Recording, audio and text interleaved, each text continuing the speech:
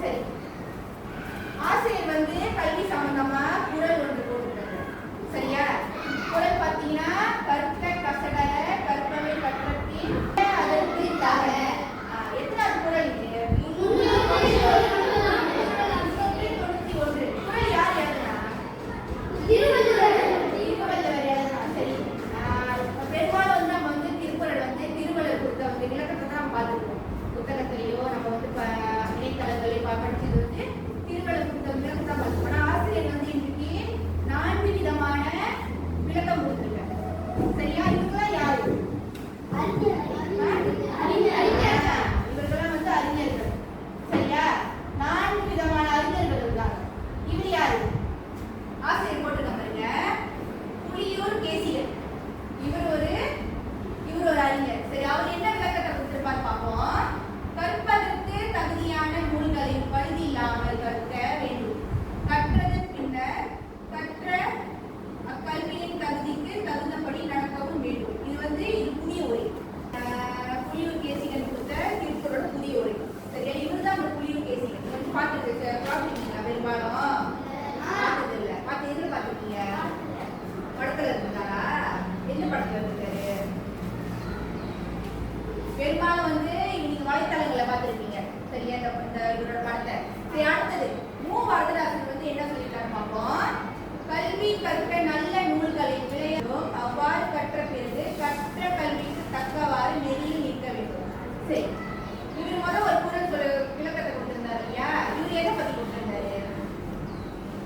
நம்ம கற்ற நூல்களை வந்து பழுது இல்லாமல் பாய்க்கணும். அதை படித்த அந்த தகுதிக்கு அதை படிதான் வந்து நம்மளோட கல்வியும் அமையும். நம்ம வந்து எந்த புத்தகத்தை பயன்படுத்தினாலும் கல்வி சார்ந்த எந்த பொருளை பயன்படுத்தினாலும் அதை நம்ம எப்படி பராமரிக்கிறோமோ அதன்படிதான் நம்ம கல்வி வந்து நம்மள சேரும். சரி, அடுத்தது இவரு வரதராசன். இவர் என்ன சொல்லியிருக்காரு பார்ப்போம். கற்ற கல்வி பிள்ளையார கற்க வேண்டும். பிள்ளையாரனா தப்பு இல்லாம கற்க வேண்டும். அவ்வாறு கற்ற பிறகு கற்ற கல்விக்கு தக்கவாறு நெறி நடக்க வேண்டும். நெறினா என்ன சொல்லுவாங்க? பண்புகள். நம்மளோட ஆங்கிலத்தை வந்து எத்திக்ஸ் சொல்லுவாங்க. நம்மளோட பண்பு நம்ம எப்படி நடத்தணும். கல்வி கற்று அதன் பிறகு நடக்கிற கல்வியில வந்து நம்ம வந்து தீமையாக கற்கிறோமா? பள்ளிக்கு வந்து ஆசிரியர்கள் என்ன சொல்லி கொடுக்குறாங்க? நல்ல நன்மைகளை சொல்லி கொடுக்குறாங்க. அதன்படி நம்ம வாழ்க்கையில நடக்க வேண்டும். நல்ல நெறினா வந்து பண்புகள். நல்ல பண்புகள் நம்ம வந்து நமக்குள்ள இருக்கணும். சரி, அடுத்தது சாலகர் பாப்பையா. இது பெரும்பாலும் பார்த்துருக்கீங்க. எதில் பார்த்துருக்கீங்க? பட்டிமன்றத்தில் பார்த்துருக்கீங்க. தொலைக்காட்சியில பெரும்பாலும் எந்த பட்டிமன்றத்தில் வருது? கண் தொலைக்காட்சி. அவர் வந்து நிகழ்ச்சியெல்லாம் வந்து படிக்கிறது அந்த பட்டிமன்றம் பார்த்துருக்கீங்க. அவர் என்ன சொல்லிட்டு பார்ப்போம். கற்ற தகும் நூல்களை பிழை இல்லாமல் கற்க கற்ற பிறகு கற்ற கல்விக்கு ஏற்ப நல்ல வழிகள் வாழ்க. இது வந்து கவிதையா சொல்லியிருக்காரு. சரியா? நீங்க பார்த்துட்டீங்களா? வாக்கியங்களா இருக்கும். ஆனா இது வந்து வித்தியாசமா அவரு அது விளக்கத்தை கவிதையா கொடுத்திருக்காரு. அடுத்து பார்ப்போம். இவர் யாரு? யார் அவரு? பார்த்துருக்கீங்களா? தமிழ்நாட்டு முன்னாள் முதலமைச்சர். தமிழ்நாட்டு இந்தியாவோட தமிழ்நாடு மாநிலத்தோட முன்னாள் முதலமைச்சர். அவர் வந்து இப்ப காலமாயிட்டாரு. சரியா? அவரை வந்து இந்த குறளுக்கு வந்து என்ன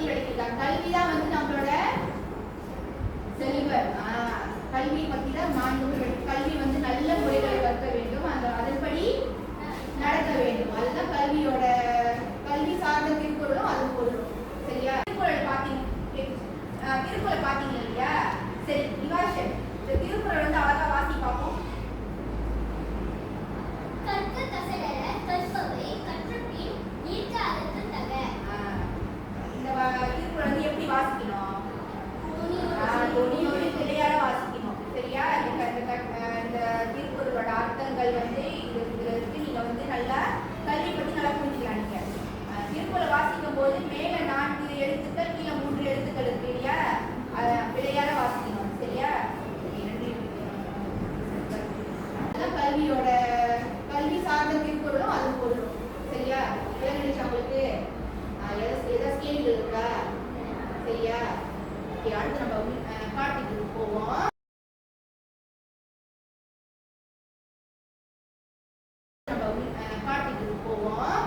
சரி, ஆசிரியர் வந்து ஒரு திருக்குறள் விளக்கம் கொடுத்துருக்காங்க. அது 4 விதமான அறிஞர்கள் அந்த விளக்கத்துக்கு எப்படி வந்து அந்த திருக்குறளுக்கு ஏற்றவாறு சொல்லியிருக்காங்களோ ஆசிரியர் விளக்கம் கொடுத்தாரு.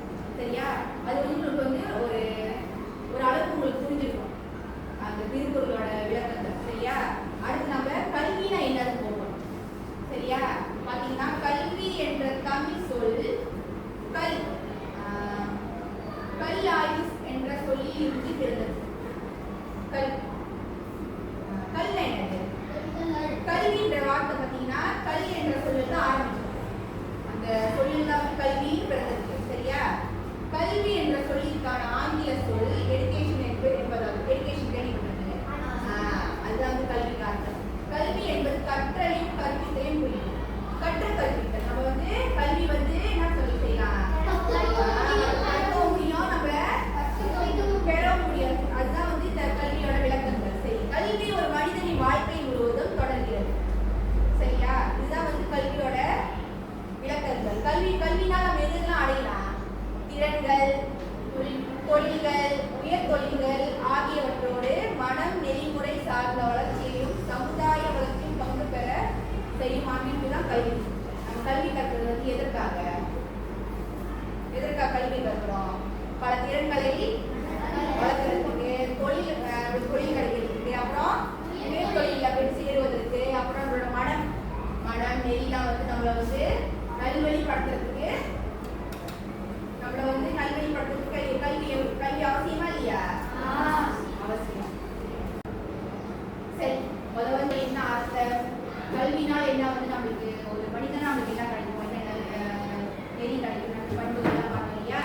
இப்ப மாணவர்களுக்கு கல்வி கற்பதால் ஏற்படும் நன்மை. ஒரு மாணவனா நீங்க 19 மாணவர்கள் இருக்கீங்க. 19 மாணவர் கல்வி கற்பதால் என்ன நன்மைகள்? ஆசிரியர் வந்து 3 உதாரணம் கொடுத்துருக்காரு. சரியா? முதல் உதாரணம் அறிவு மற்றும் புரிதல். அறிவுனா என்னது? திறன். அறிவு நம்ம அறிவு இல்லாம கல்வி கற்க முடியுமா? யோசனை. அறிவுனா வந்து நம்ம சிந்திக்கிற திறன் இருந்தாலும் நம்ம கிட்ட கல்வியில ஒரு கல்வியை போயிட்டு கற்க முடியும். சரி, கல்வி புதிய விஷயங்களை கற்றுக்கொள்ளவும் உலகத்தை பற்றிய புரிதலை விரிவுபடுத்தவும் உதவுகிறது. கல்வி வந்து எதெல்லாம் நம்ம கற்றுக்கலாம், எதெல்லாம் தெரிஞ்சுக்கலாம். கல்வியும் பள்ளிக்கூடத்துக்கு வரோம், பாடப்புத்தகம் திருக்கிறோம், மூடுறோம், முடிக்க பின்னும் வீட்டுக்கு போறோம். அதான் கல்வியா? இல்ல. கல்வி நம்ம பள்ளிக்கூடத்துக்கு வந்தோம், நம்ம ஒரு உயர் கல்வியோ நம்ம வந்து ஒரு இடத்துல கல்வின்னு ஒரு படிக்கணும்னா எதெல்லாம் புது விஷயங்களை தெரிஞ்சுக்கலாம். அன்றாடம் வந்து நீங்க புது விஷயங்களை வந்து தெரிஞ்சுக்கலாம். உலகத்தை பற்றி புரிதல். கல்வி கற்கிறதுனால நீங்க வெளிநாட்டு நடப்புகள், விளையாட்டுகள், மற்ற மாநிலங்கள் நடப்பு, நாடுகளில் நடக்கிறவங்க எல்லாமே என்ன பண்ணலாம்? அறியலாம். சரி, அடுத்தது சவால்களை எதிர்கொள்ளும் திறன். சவால்கள் என்னது? பிரச்சனை. நாள்தோறும் நம்மளுக்கு ஒவ்வொரு பிரச்சனை வருது. பிரச்சனை வந்துகிட்டே இருக்கு. அதுல வந்து எப்படி அதை சமாளிக்கிற திறன் இருப்பதற்கு என்ன தேவை? கல்வி தேவை. கல்வி தோல்விகளில் இருந்து கற்றுக்கொள்ளவும் பின்னடைவுகளை சமாளிக்கவும் மாணவர்களுக்கு உதவுகிறது. ஒரு சவாலை எதிர்கொள்றது. ஒரு சவால் வந்துருச்சு, உதாரணத்துக்கு பரீட்சை வந்துருச்சு நம்மளுக்கு. அது ஒரு சவால் தான் நம்மளுக்கு. எப்படி எதிர்கொள்வீங்க? மீள்பாடு செய்யலாம். ஆசிரியர் கொடுக்கும் விளக்கங்களை நம்ம தெரிந்து கொள்ளலாம். வேற என்னதான்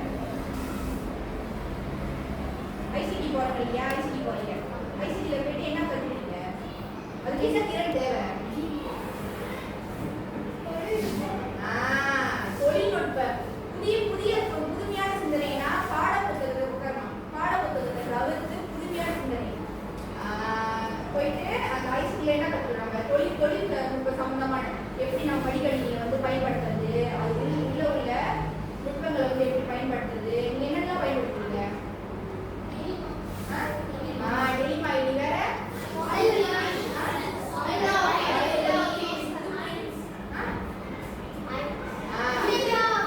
இதெல்லாம் பயன்படுத்துறீங்க. இதெல்லாம் பயன்படுத்துவாங்க. என்ன தேவை? ஒன்றுமே தெரியாம பயன்படுத்த முடியுமா? என்ன தேவை? கல்வி தேவை. கல்வி நம்ம இதை தெரிஞ்சுட்டாதான் உள்ளே நுழையிறதுக்கு பயன்படுத்துறதுக்கு நம்மளுக்கு ஒரு அறிவு சார்ந்த ஒரு இது கிடைக்கும். மடிக்கணினி பார்க்குறோம், ஒன்றுமே நம்மளுக்கு தெரியும்னு வச்சுக்கோங்களேன், ஒன்றுமே கற்று தெரியும். உள்ள நுழைஞ்சு நம்ம செய்ய முடியுமா? ஏதாவது ஆசிரியர் விளக்கங்களை கேட்க முடியுமா? நீங்கள் நுழைய முடியாது. அது ஏற்றது நம்மளுக்கு கல்வி தேவை. புதிய யோசனைகளை உருவாக்கும், புதுமையான தீர்வுகளை காணும் மாணவர்களுக்கு ஊக்குவிக்கிறது. மாணவர்களையும் படைப்பாற்றலை வளர்க்கிறது. நம்ம வந்து போட்டிகள்லாம் நடக்கும், தொழில்நுட்ப சம போட்டிகள் நடக்குது. எப்படி கலந்துப்பீங்க? நல்ல திறன்களை வந்து நம்ம வந்து நம்மள புகுத்தி மடிக்கணினியை பயன்படுத்தி நம்ம புது புது தொழில்நுட்பத்தை பயன்படுத்தி நீங்கள் வந்து படைப்பாற்றல் செய்யலாம். போட்டிகளுக்குலாம் செல்லலாம். போயிருக்கீங்களா போட்டிகளுக்கு? இது வந்து கல்வினால் கற்பனை எப்படி நன்மை. லாஸ்ட் 3 உதாரணம் கொடுத்த இல்லையா? விளங்கிடுச்சா உங்களுக்கு? ஏதாவது விளங்காமல் கேள்விகள் இருக்கா? சரி, நம்ம அடுத்தது போவோம். சரி, அது வந்து கல்வினால் மாணவர்களுக்கு என்ன நன்மைன்னு பார்க்கணும். சரியா? இப்போ வந்து கல்வி சமுதாயம், பெற்றோர் மற்றும் ஆசிரியர் ஆகியோருக்கு முக்கிய பங்கு உண்டு. எவ்வாறு? கல்வி வந்து சமுதாயம் எப்படி வந்து அதில் பங்களிக்கிறது, பெற்றோர் எப்படி பங்களிக்கிறாங்க, அப்புறம் ஆசிரியர் எப்படி பங்களிக்கிறாங்க மாணவர்களுக்கு. சரி, பார்ப்போமா?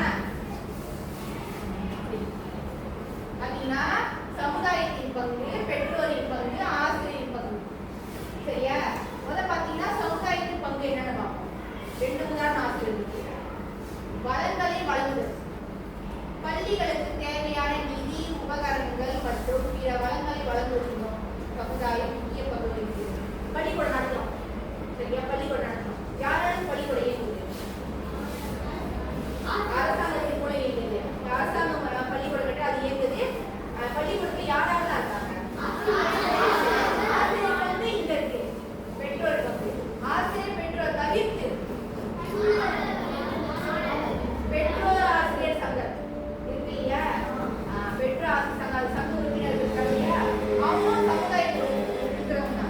அவங்க வந்து இந்த பள்ளிக்கூடத்தில் நிறைய நன்மைகள் எப்படி உபகரணங்கள் கொடுக்கறது, நிதி கொடுக்குறது. அரசாங்கம் வந்து நிதி கொடுக்குறாங்க இல்லையா? அரசாங்கம் சமுதாயத்துக்கு செய்வாங்க. அரசாங்கம் நிதி கொடுக்காம பள்ளிக்கூடம் நடக்குமா? நடக்காது.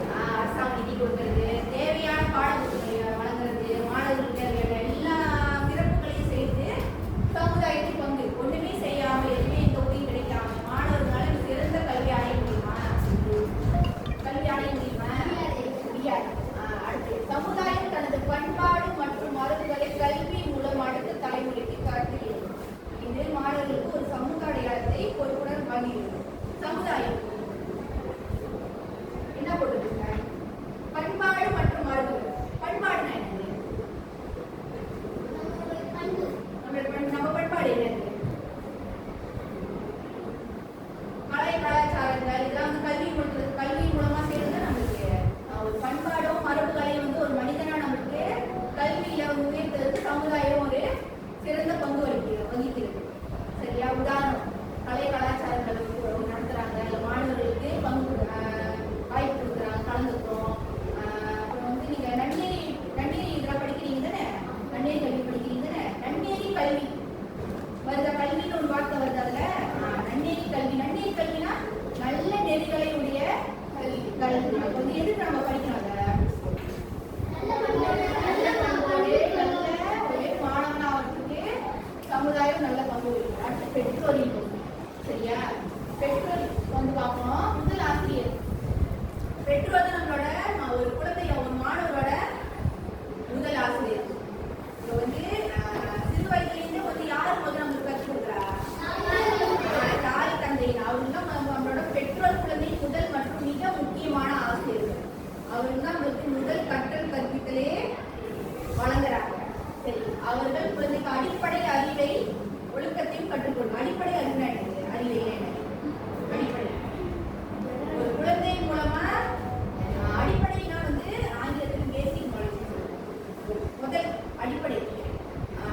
பருவத்தில் தாய் தந்தை என்ன சொல்லி கொடுக்குறாங்க குழந்தைக்கு எப்படி நடக்கணும் சொல்லி கொடுக்குறாங்களா இல்லையா வளர்க்குறாங்க அந்த குழந்தைய வளர்க்குறாங்களா இல்லையா சொல்லி கொடுத்து தான் வளர்க்குறாங்க குழந்தை வந்து பாலர் பள்ளிக்கு போகிறதுக்கு முன்னே வந்து முன்னாடி யார் வந்து குழந்தைய பராமரிக்கிறா தாய் தந்தை குழந்தைய வந்து பராமரிச்சு பாலர் பள்ளிக்கு போகிறதுக்கு முதல் ஆசிரியரா இருக்காங்க ஊக்கப்படுத்துதல் மற்றும் ஆதரவு ஊக்கப்படுத்துதல் சரி அடுத்து பார்ப்போம் ஆசிரியரின் பங்கு ஆசிரியரோட பங்கு அறிவை வழங்குதல் அப்புறம் பாடத்திட்டத்தை திறன்படி கற்றறின் மூலம் அறிவை திறன்களை வழங்குகிறார் ஆசிரியர் வந்து எப்படி பங்கு வகிக்கிறாங்க கற்றுக் கொடுக்குறாங்க பாடத்திட்டங்கள் பார்த்தீங்கன்னா பாடத்திட்டத்தை திறன்படி கற்றறின் மூலம் அறிவை திறன் வழங்குகிறார் பாடத்திட்டம் என்னென்ன மாணவருக்கு என்னென்னலாம் தேவை ஒரு பள்ளியில மாணவர் என்னென்ன தேவை ஆசிரியர் வந்து சிறப்பாக மாணவர் வழிகாட்டி அவர் ஒரு நல்ல மாணவராக திகழ வைக்கிறதுக்கு ஆசிரியர் முக்கிய பங்கு இருக்கிறார் சரியா அடுத்து புதுமையான கற்பித்தல் முறைகளை பயன்படுத்தும் புது புது விஷயங்கள் ஆசிரியர் பார்த்தீங்கன்னா பாடப்புத்தகத்தை நடத்துறாங்க பாடப்புத்தகத்துக்கு தகுந்தபடியே நடத்திக்கிட்டு இருக்காங்களா என்னென்ன விஷயங்கள்லாம் கொண்டு வராங்க புது புது விஷயங்கள் தமிழ் மொழி முதல் தமிழ் மொழியில நிறைய புதிர்கள் பல போட்டிகள் அதுபடி வந்து பாடத்திட்டங்கள் வந்து அடுத்தபடியே நிறைய புது புது விஷயம் கற்றுக் கொடுக்குறாங்க அடுத்து வேற என்ன பாடங்கள்லாம் வந்து புது புது விஷயம் கற்றுக்கிறீங்க அறிவியல் என்னென்னலாம் கற்றுக்கிறீங்க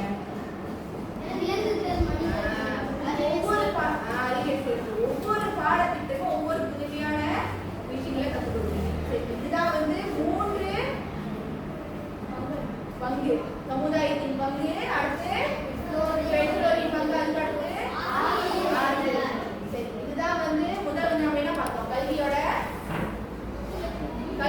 பொருள் பார்த்தோம் அப்புறம் கல்வியில மாணவருக்கு என்ன பங்கு பார்த்தோம் என்ன நன்மை கிடைக்குது அடுத்து 3 சமுதாயம் பெற்றோர் ஆசிரியரோட மாணவருக்கு என்ன பங்கு கல்வியில வந்து அவங்க எப்படி பங்களிக்கிறாங்க இதுதான் பார்த்தோம் சரியா விளங்குச்சு அவங்களுக்கு புரியுது அவங்களுக்கு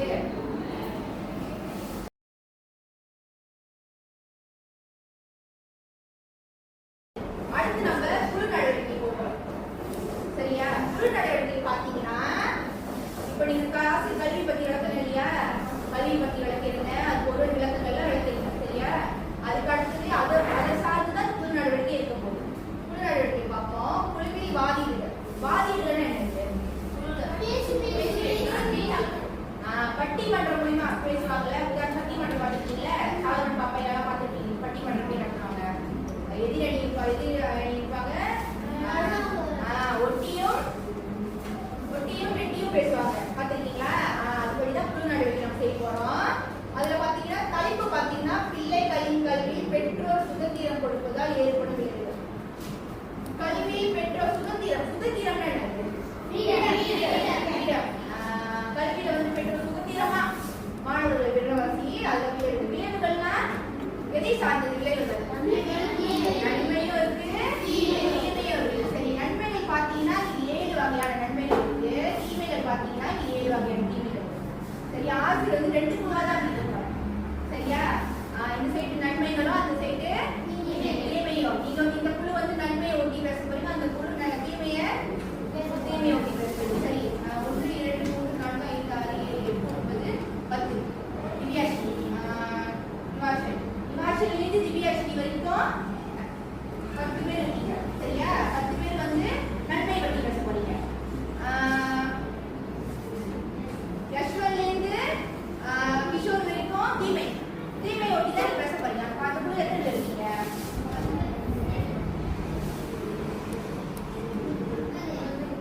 தீமை ஒட்டி திவ்யாஸ்ரீ இப்படி வந்துருங்க தீமைக்கு வந்துருங்க தீமைக்கு வந்துருங்க 10 பேர் இருக்குமே நன்மை வந்து 9 பேரும் தீமை வந்து 10 பேரும் வரும் சரி ஆசிரியர் உங்களுக்கு வந்து 10 நிமிடம் ஒரு 5 நிமிடம் தயார் கொடுக்குறேன் உங்களுக்கு 5 நிமிடம் தயார் பண்ண போதுமா உங்களுக்கு 5 நிமிடம் போதுமா சரி தயார் பண்ணுவோம் சரி குழு தலைவர் இந்த குழு ஒரு தலைவர் வாங்க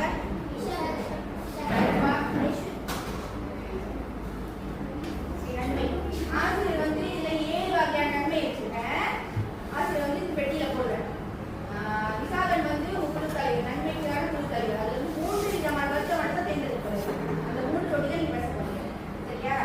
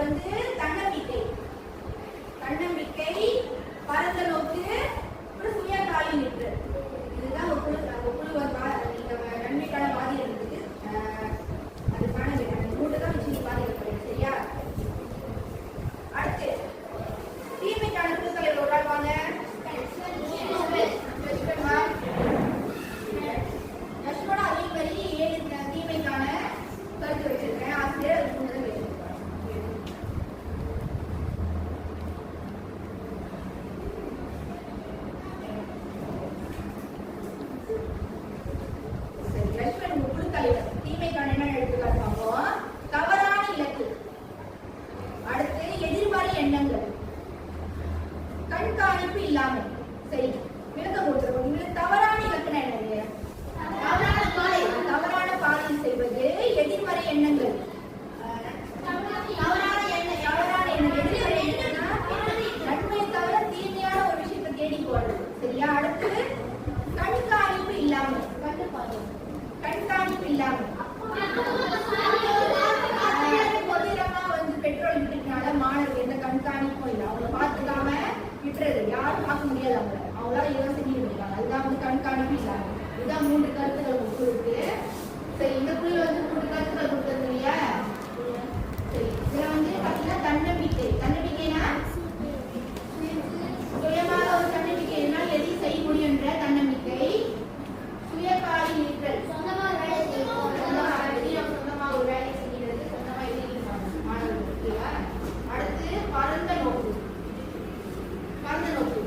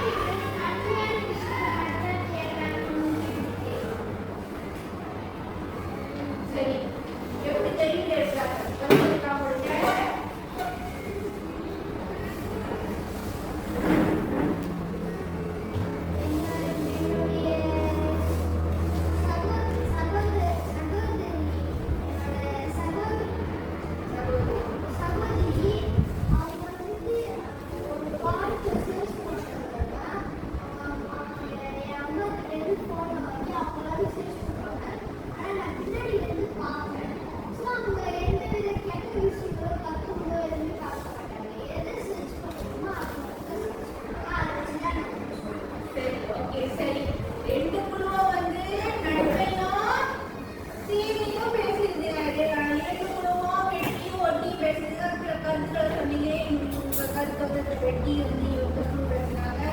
சில கருத்துக்கள் இந்த குழுவிலிருந்து சொன்ன கருத்துக்களை வந்து அவங்க வெட்டி பேசியிருக்காங்க. அப்படின்னு பார்த்தீங்கன்னா வந்தா பிள்ளைகளின் கல்வியில் பெற்றோர் சுகுதேற்படும் ஏற்படும் விளைவுகள் பார்த்தீங்கன்னா நன்மையும் இருக்கிறதுல தீமையும் இருக்கு.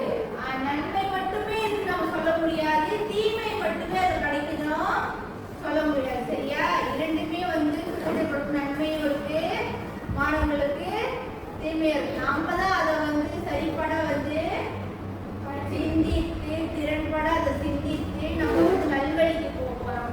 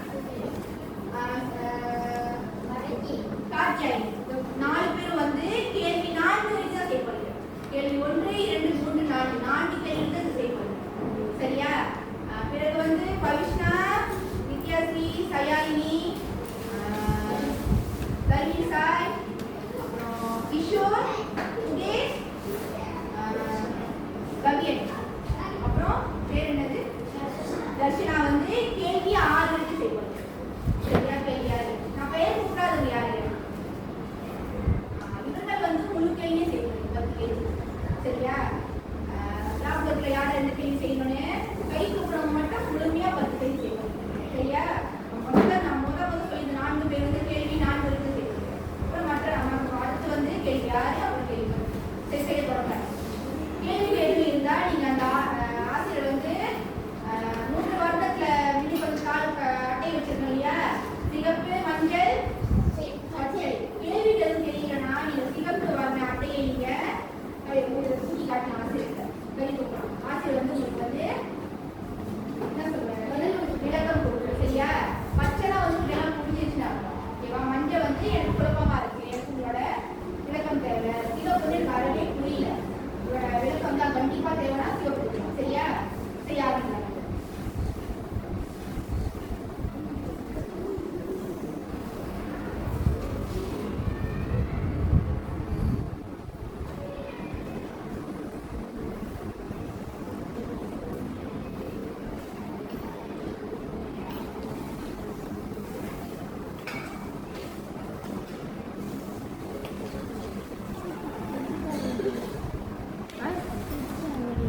ஆமா இல்லை சரி கவனி. விடைகள் எல்லாம் எங்க இருக்கு? மொத்த 10 கேள்விக்கான விடைகளும் ஆசிரியர் கீழே பட்டம் போட்டு சட்டத்துல கொடுத்துருக்கேன். விடைகள் வேற எங்கேயும் தர வேணாம். எல்லா விடைகளும் இங்கே இருக்கு. சரியா? புரியலன்னா கையை ஒதுக்கலாம். வார்த்தைகள் ஏதோ பொருள் சொன்னீங்கன்னா கூட கையை ஒதுக்கலாம்.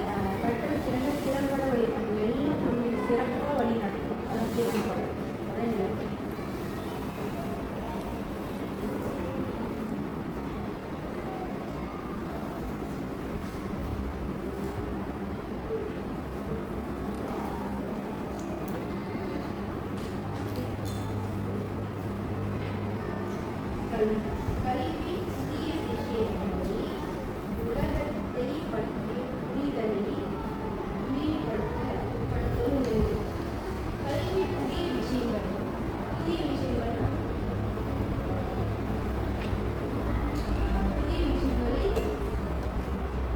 என்ன உலகத்தை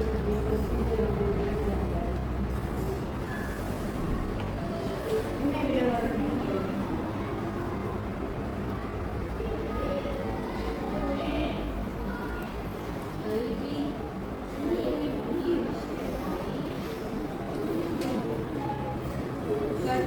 கற்றுக்கொள்ளல். புதிய புதிய விஷயங்களை வந்து நம்ம கற்றுக்கொள்வது தான் வந்து கல்வி.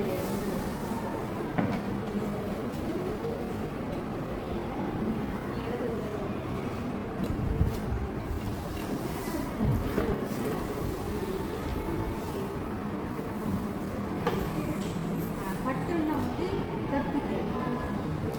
கற்றல் பார்த்துக்கலாம்.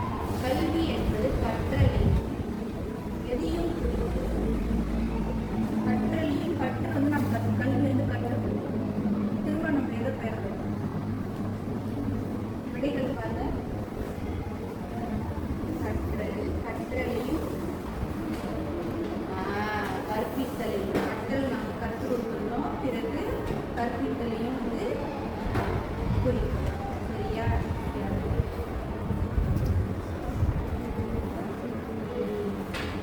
கல்வி ஒரு மனிதனின் முழுவதும் தொடங்குகிறது. என்ன முழுவதும் தொடங்குகிறது?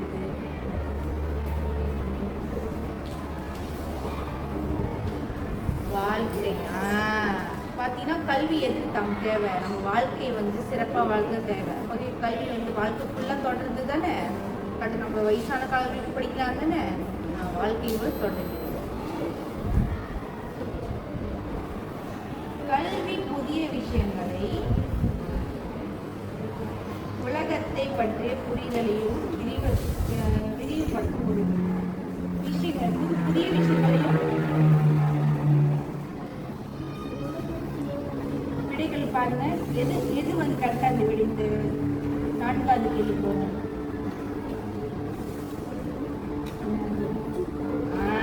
கற்றுக்கொள்ளும்.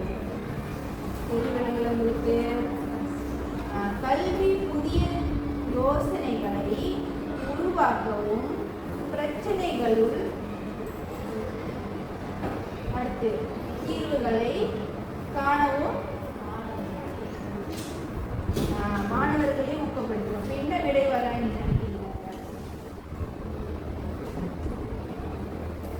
கல்வி புதிய யோசனைகளை உருவாக்கவும் பிரச்சனைகளுக்கு புதிய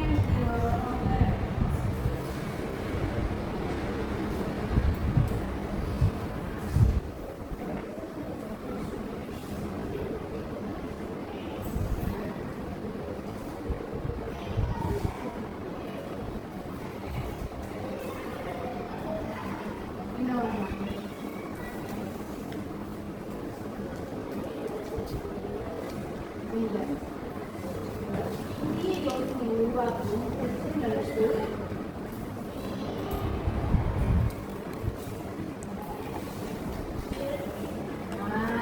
இடர்பாட தீர்வுகளை அதுதான் வரும்.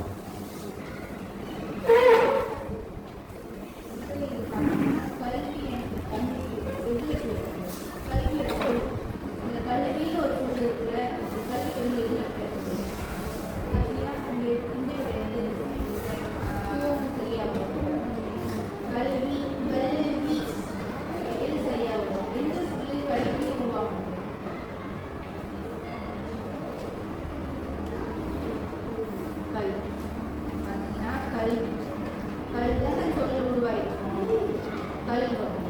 கல்வி கல் என்ற சொல்லுதான் ஒரு கல்வி.